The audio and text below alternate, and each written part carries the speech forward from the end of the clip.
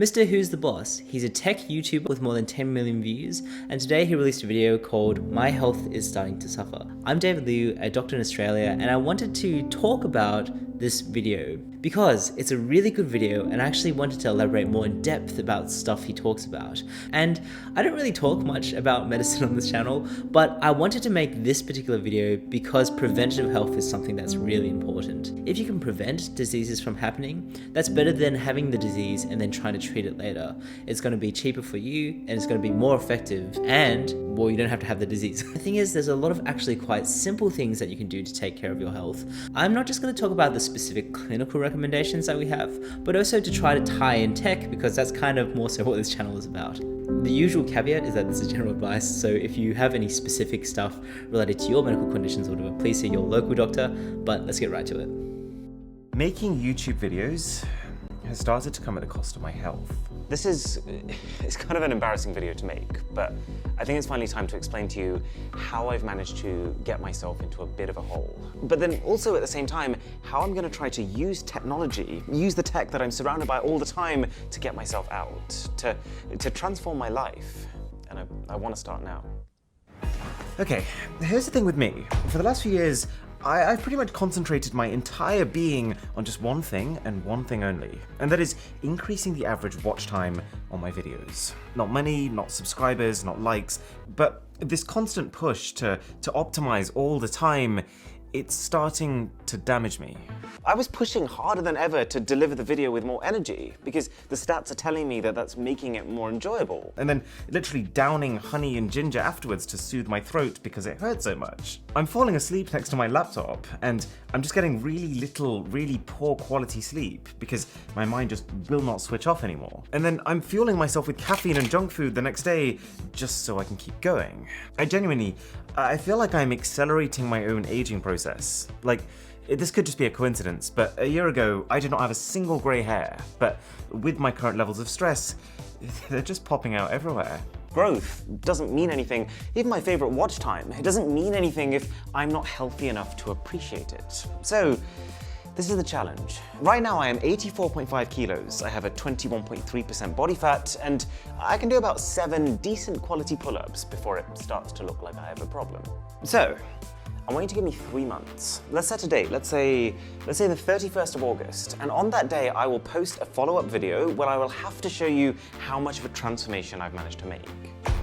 So whenever you try to set a healthcare goal, we often use what's called SMART goals. SMART goals stands for specific, measurable, actionable, relevant, and timely. The specific aspect of things means that you can't have a vague goal like get fitter, because you don't know how to take actions towards that goal necessarily. Rather, if it's I want to achieve a certain weight, that is good. If you want to achieve a certain exercise goal and say I want to exercise 20 minutes a day, that's really good. Measurable, of course, just being the number.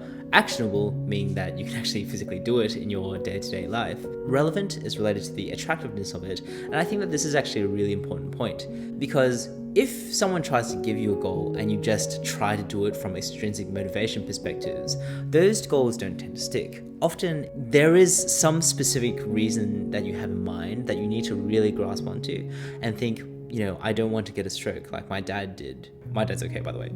It might be I don't want to get diabetes because I've seen someone with diabetes and that ended up horribly. Having the reason for the goal can help you psychologically motivate yourself to achieve it. And then timely means that you have to set some sort of deadline for it. And that's kind of what Mr. Who's the Boss has done here. He has added these layers of accountability, and I really genuinely hope it works out. I'm gonna start literally the minute that we turn the camera off. So number 10, I'm gonna switch from sitting all day with my computer to standing for a few hours. I've just set up this adjustable desk that can transition between both states, because apparently just the action of standing can burn hundreds of calories per day. So we will see if this turns out to be a game changer. Sometimes you might have a sedentary lifestyle where you actually have to sit hours at the office because that's just the nature of your work. But if you actually get little breaks in between, that can be really helpful. It's actually, from a musculoskeletal perspective, even if you just make sure to get up every hour and go for a small walk around the office, that can actually be very beneficial to you over the long term. It's trying to fit these little things into day-to-day life that can be really helpful. I recently got a personal trainer and he's making me do a 100 push-up challenge, which means that actually actually I'm spreading out those 10 push-ups throughout the day, which means I'm actually dividing those 100 push-ups throughout the day, doing it at times where, for example, I may have just sat down for an hour and now I need to do 10 push-ups. It's these little actions that lead to good habit change rather than the drastic, I'm going to not eat anything for the next 3 days and then lose a whole bunch of kilograms. I will talk about diet a bit later on, but let's keep going. Weird looking fluid stance board, which, because it requires balance, will also keep my core active while I type away. When you get a bit older, having good core balance is actually really important for preventing you from falling over. When you're younger and you fall over, you kind of just graze your arm and you don't really feel too bad about it. You sort of brush it off and not worry about it too much at all. But when you actually get older, falls can be really dangerous, especially if you have something like osteoporosis, where your bones are more fragile. And that's when actually being able to do balance exercises can help you prevent that from happening. Exercises like Tai Chi can be beneficial, for example. There are other sorts of exercises that are really good for your bones, which actually involve short, sharp impacts like that, because that actually helps to rebuild the bone up. Another really big benefit is that a lot of older and younger people actually get lower back pain from just staying in one position for too long. Whilst sometimes you might think, therefore I just need to rest my back pain until it goes away, actually the opposite is true. Often that we find that with lower back pain in particular, if you actually move around and sort of keep mobile, that's actually much better for your back pain in the long term and becoming deconditioned. I get so absorbed in my work that I completely forget to drink water.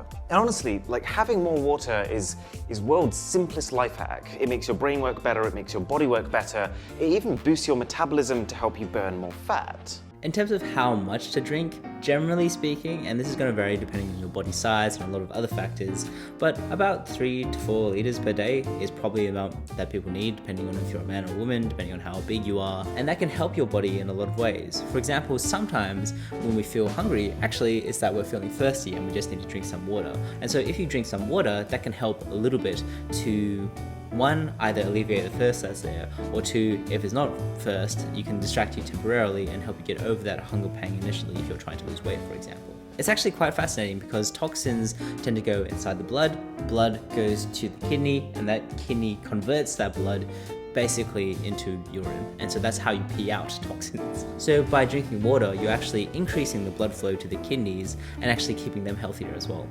The problem revolves around sleep. I'm sleeping late and I'm sleeping poorly. So we're going to try a few things. The first, and this is going to sound like I'm 10 years old again, but I'm going to start to give myself a bedtime.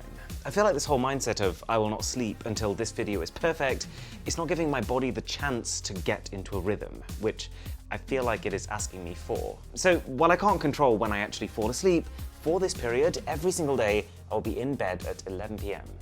This is such a nice and concise explanation of sleep hygiene, and sleep hygiene is something that I'm personally not very good at, but I will explain the theory in depth. Your body has what's called a circadian rhythm. This is the natural sort of hormonal cycle of when your body releases melatonin, and that makes you want to feel like you want to go to sleep. With our body, we have this thing called the circadian rhythm. It determines when we feel like we should go to sleep and when we feel like we should wake up. The thing is that in the modern day, this circadian rhythm is often very disrupted because of the fact that we try to push our bedtimes later and later and later. Sometimes we have phones and computers, and those shine blue lights into our eyes. And when you actually have these receptors in your eyes that, well, detect light because obviously that's how you see things, but it actually affects the hormones in your brain as well. It affects the melatonin levels that you get in your brain. So trying to sleep at the same time each day is definitely going to be something that helps you increase your regularity. But there's a lot of other things that you can do in sleep hygiene to improve it as well. For example, trying to keep your room temperature cooler can sometimes help. Trying to avoid using screens before bed, maybe like half an hour or an hour before, that can help as well. This is a really important point. You want to try to keep the activities that you do in your bed basically for sleep or for sex and nothing else ideally. The problem is if you try to do other stuff when you're in bed, then you start to associate bedtime with other things, so that natural feeling of wanting to lie down and then go to sleep immediately doesn't actually happen. Instead, you may even bring back feelings of stress when you're in bed because you've just associated with work, for example. So in terms of things that can help people sleep with regards to tech, the app Headspace is very good because it has these sleep casts that are like recordings that help you get to sleep with very, very relaxing stories. That's very, very useful. There's an app that you can use which helps you time your breathing in and out, and often deep breathing exercises can make you feel really relaxed as well. You might try, for example, inhaling for 4 seconds, holding it for 4 seconds, and then exhaling for 4 seconds, and doing that for 2 or 3 minutes. That can help you feel relaxed as well. And your phone will often have different things that can remind you to sleep on time and also wake you up at a certain time each day too. If you are snoring or you're feeling really sleepy during the day, please see a doctor about that, because there's a thing called obstructive sleep apnea, where if someone snores, they actually wake up a whole bunch of times during the night unconsciously and they don't even realize it. But there are treatments for that, and so that can be really helpful. That links to this is, no matter what, to leave my laptop alone, to stop working 10 minutes before that 11 p.m. bedtime, and then to use that 10 minutes to practice meditation. I've never properly done it, but I have heard a lot of good things about the Headspace app, so I'm going to use that every night up until the 31st of August and just see if and how that changes my life.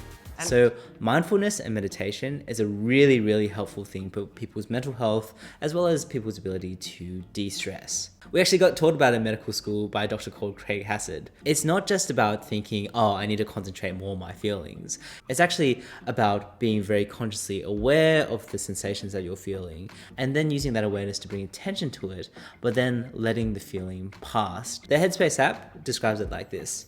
If you have a road and there's a lot of traffic on it, you don't have to run out into the traffic. You can just watch the cars pass by without that feeling of being stressed. They actually put these Buddhist monks into a functional MRI machine. An MRI is a big scanning machine that can actually scan the electrical activity in your brain for the functional MRI in particular.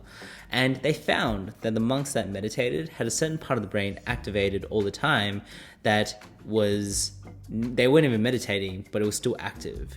And that part of the brain is activated during meditation. So often what you'll find with mindfulness as you practice more and more is that even when you're not meditating, it can actually have a really good benefit on your life. Headspace is a really good app. I've used Headspace in the past, so I can highly recommend it both personally and professionally from a lot of patients who have used it as well. Waking Up by Sam Harris is also a really good app, although some of the meditations later on do become about stuff like the light of consciousness and really, really deep topics. So really great also from a spiritual perspective, but for the purposes of sleep, also quite useful, especially in the first half of the meditations. That sounds kind of freaky if I explain it like that, but it's actually a really, really good app as well. Calm is another really great app, also focusing on mindfulness and things that can help you sleep too. So I've actually tried all these apps at different times, especially when I was getting really stressed as like a junior doctor, but Headspace is probably the one I would recommend for most people, and then maybe Calm. These apps, unfortunately, are all paid subscriptions, so if you didn't want to pay, you could probably just YouTube mindfulness and you might find some stuff on it. Now, in terms of food, I'm not about to start taking creatine or weight loss supplements. My plan is to go all natural, but to keep it simple, because I don't want to spend all day meal planning. So it's basically going to be a case of swapping out the pizzas and the milk chocolates and the bubble teas, as good as they are, for fruits, veg, nuts, and dark chocolate. I'm imagining this is going to be easier said than done, but you know, I like a good chunk of cucumber, and trying new different kinds of fruits, I don't know, it could be fun. In terms of the dietary recommendations, you should enjoy a wide variety of foods, having 5 serves of vegetables per day and 2 serves of fruit. If you're talking about vegetables, 1 serve can be something like 1 cup of cabbage or lettuce, 2 medium-sized carrots, or like 6 broccoli pieces. And if you're talking about fruit, a fruit serving can be like 1 apple, 1 banana, or maybe 7 strawberries, for example. To be honest, don't get too stuck on the exact numbers. Just generally trying to include more healthy fruit and vegetables in your life can be really helpful. One of the best ways to do that is if you're cooking stuff that you actually like to eat that just has a lot of incidental vegetables. For example, one of my favorite foods recently has been tacos. Tacos has corn chip and meat, but actually you can add lettuce, tomato, red onion, avocado, and it tastes really, really good. Actually, I'm getting hungry thinking about it. Even if you pre-prepare a bowl of fruit so that when you go to the fridge and you're gonna go snack on some other sort of sweet, you actually just see this delicious fruit bowl instead. Naturally, you'll gravitate to what's easy, and that's a concept in Atomic Habits, a book that I really want to talk about at some stage too, because it relates to healthcare too. In terms of other things to do with diet, trying to reduce the amount of saturated fat that you have, things like extra virgin olive oil are actually really good for you. So these are what's called polyunsaturated fats, and they will actually help improve your cholesterol and improve your blood lipid profile. It's the sort of deep fried stuff and really meaty fats that you get that aren't as good for your body. Generally speaking, you want to try to avoid things like soft drinks, especially carbonated soft drinks like Coke or lemonade, but even limiting fruit juices, because actually fruit juices tend to spike up your sugar quite high quite quickly too. If my mom or friends are watching this, they're probably laughing right now because I do often sneak in soft drink to my meals, but don't. But actually reducing that and replacing that with things is something I've been working on too. For example, and this is not a sponsorship segment, this is just me talking about stuff I do. I just like to have a few bottles of green tea just sitting around in the fridge so that whenever I feel like having a soft drink, instead of doing that, I'll just literally grab some green tea, and that satisfies my thirst usually. There are some meats that are really good. Having lean meats, like for example, fish and chicken, they can be really good and not increase your cholesterol too much. Things like red meats tend to have a bit more cholesterol, so you probably want to not have those as much if you can from a cholesterol perspective, but obviously that can be good for iron if you are iron deficient or whatever. And then try to have things like grains and cereals and nuts and seeds are also very good. But you got to make sure to not increase your carbohydrates too much, because that can really sort of mess with your weight and insulin resistance and stuff. I don't know, it could be fun. But what I've been neglecting more than anything else is exercise. I feel like when the pandemic first started and everything went remote, I just stopped moving enough. Everything is done while sitting in a chair at home now, which is, it's very efficient. But it just means that all that going out and about that used to happen naturally now has to be a conscious effort. So to get around that, I'm gonna make absolute sure that I'm getting my steps in. So every single day without fail, I will do a 30-minute uphill fast walk on a treadmill. And then the plan is to complement that with 3 full workouts where I really push myself. What I'm going for here is progressive overload. Let's talk about exercise, because exercise is super duper important. Exercise helps you sleep better. It actually helps you feel better from a mental health perspective as well. It helps to keep your bones healthy and your muscles healthy. It helps reduce the risk of heart disease, your blood pressure, reducing the risk of type 2 diabetes or strokes or some cancers, and even Alzheimer's dementia. Everyone, no matter what age you are, should be doing some form of regular exercise. In terms of how much we recommend, traditionally we recommend about 30 minutes a day on at least 5 days of the week. So in other words, 150 minutes per week of moderate physical activity. Moderate physical activity is activity that makes you huff and puff. That said, if you can't accomplish that, even just getting a little bit of exercise is very, very beneficial. Don't see exercise as a pass or fail thing. If I do my exercise, I passed. If I haven't done my exercise, I failed. Instead, try to incorporate it in fun ways in your life. Maybe if it's a sunny day outside, today might be the first day to go for a run. I personally use the Nike Run Club app. It's a really, really good app. It's not sponsored at all. And it has some guided runs that can help you actually just pick up the habit of running. It's not like it's trying to push you to run hard, but it's actually trying to gently guide you into running more sustainably. If you're a bit older, actually doing regular weight bearing and resistant exercises can be helpful for your muscles and preventing falls risk and that sort of thing as well. They can prevent you from falling over and getting fractures. So incorporating not just the aerobic exercises, but also things that increase the strength of your muscle is really important. If you find exercise boring or strenuous, try to make it more interesting. Even if you have other medical conditions, it's still really important to do exercise because it just generally improves health outcomes across the board. And it makes you feel better as well. You actually feel a lot less stressed and more relaxed after doing exercise. Listen to audiobooks which help you learn stuff. Watch podcasts or watch Netflix while you're doing the exercise. And just tie really fun things to the actual exercise itself. You can increase the amount of fun by making it a group exercise, for example. Personally, I've invested in a personal trainer recently, and that's actually been really, really good because they've just given me an app with a bunch of check boxes, and I have to make sure to tick it because he'll be watching. This is the final part of the video where I really want to talk about some of the stuff that MrWhoseTheBoss didn't talk about. This is a general recommendation as a doctor, but you do need to talk to your local doctor for more specific advice, and obviously I can't take responsibility for what you do with your health on the internet. If you have had a family history of early heart disease or early medical conditions, it's often worth just bringing it up with your doctor, but especially if you've had a family history of early cancers. In other words, you know, your mom or your dad, your sister or brother or grandparents got cancer early, it's actually worth having a chat with your local doctor about what sort of screening you should do for it. You see, there are screening programs that you can do to try to prevent any serious cancers from cropping up. In Australia, for example, we have a cervical screening program where women every 5 years will get a cervical screening test. There's also breast cancer screening programs. So for example, in Australia, once you turn 50, we usually recommend that you get a mammogram every 2 years, which is a kind of x-ray of the breast. And so if you are unlucky enough to get a cancer, you've got to catch it in an earlier stage, hopefully, and then that's going to mean that instead of having a really huge extensive surgery or even something uncurable, you can actually get it a lot quicker and take it out a lot quicker whilst it's still tiny and small. There's like too many specifics to talk about in this specific video, but what I want to say is that if you are over 45 especially, talk to your doctor about these sorts of things. They can just do a general health checkup and you can just mention, by the way, my relative has this, should I be concerned about it? If you are having that kind of conversation with a doctor, it might be worth asking your relative how old they were when they got the particular condition, because that actually does make a difference as well. The number of relatives and how old each relative is, but you know, if you can't remember or you don't want to ask them, totally fine, just mention it. Even if you haven't had a family history of cancer or other medical conditions, it's still worth going to see your doctor at about 45 to 50 years old at the very least, just to get a general checkup. They can check things like your blood pressure, they can consider doing a blood test like a cholesterol check, for example, and then you might find something that you can do right now, which is actually quite simple, to prevent you, for example, getting a heart attack in 10 years time. This is my concluding note on this video.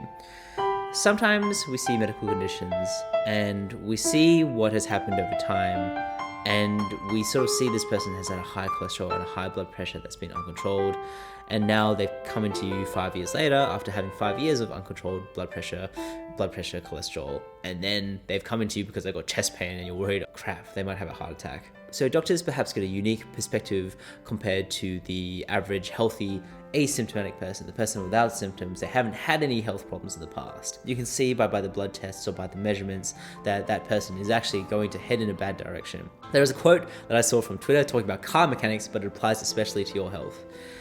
If you don't schedule for maintenance of your car, then your car will schedule the maintenance for you. And so your body and your health is the same. Make sure to take care of it, and if you can prevent things from happening, you might just save your own life one day. Look, it can be inevitable that you get medical conditions at some stage in your life. That's just the nature of mortality and our temporary existence, unfortunately. But you can actually do things to have a quality life for a longer period of time, and that is definitely worth doing. Yo, it's David, the editor here, and if you wanted a written transcript of this video, because there's a lot of health information, then I'm actually going to include that. You just sign up with your email and I'll send you the link to that. So if you wanted to have everything in this video in writing, you can just download that by the link in the description and the comments below. I'm Dr. David Liu. Feel free to subscribe. I do feel like this is an important video to make because it's so timely and important, and preventative health is really important. So you make sure you take care, and I'll see you in the next video. This video, whatever YouTube has decided to recommend today. Yeah. Anyway, ciao.